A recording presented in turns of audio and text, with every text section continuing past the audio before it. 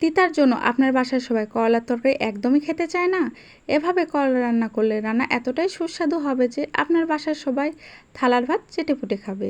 শুরুতেই আমি একটি কড়াইয়ে পানি ও হলুদ দিয়েছি, তার মধ্যে দিয়ে দিচ্ছি কেটে রাখা করলা। এখন আমি ঢেকে দিচ্ছি। কিছুক্ষণ পর পানি ফুটে উঠলে করলাগুলো উঠিয়ে পানি দিয়ে ধুয়ে নিচ্ছি। এভাবে করলা ভাপিয়ে নিলে করলার তিতা একদম চলে যায়। এখন আমি গরম তেলে দিয়ে দিচ্ছি পেঁয়াজ কুচি, দিয়ে একটু নেড়ে নিচ্ছি। পেঁয়াজ ব্রাউন কালার হয়ে আসলে তাতে জিরা ও তেজপাতা দেওয়ার পর মশলা কষানোর জন্য সামান্য পরিমাণ পানি দিয়ে দিচ্ছি।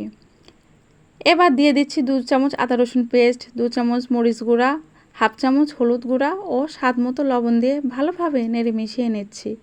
এবার দিয়ে দিচ্ছি আলুগুলো আগে দিয়ে দিলাম যাতে পেঁয়াজের সাথে আলুগুলো সিদ্ধ হয়ে যায়। এবার ঢাকনা দিয়ে ঢেকে দিচ্ছি। মশলা কষানো হয়ে গেছে, মশলা তেল ছেড়ে দিয়েছে। এখন ভাপিয়ে রাখা করলা ও ডিমওয়ালা ট্যাংরা মাছগুলো দিয়ে দিচ্ছি কষানোর জন্য। এবার আমি ভালোভাবে নেড়েচেড়ে আবারও ঢাকনা দিয়ে ঢেকে দিচ্ছি। এখন আমি ঝোলের জন্য পরিমাণ মতো পানি দিয়ে দিচ্ছি। 7-8 মিনিট পর খুলতেই আমি দেখতে পেলাম মজাদার ডিমওয়ালা ট্যাংরা মাছ দিয়ে তিতা ছাড়া করলা রান্নাটি হয়ে গেছে। ভিডিওটি দেখার জন্য ধন্যবাদ সবাইকে।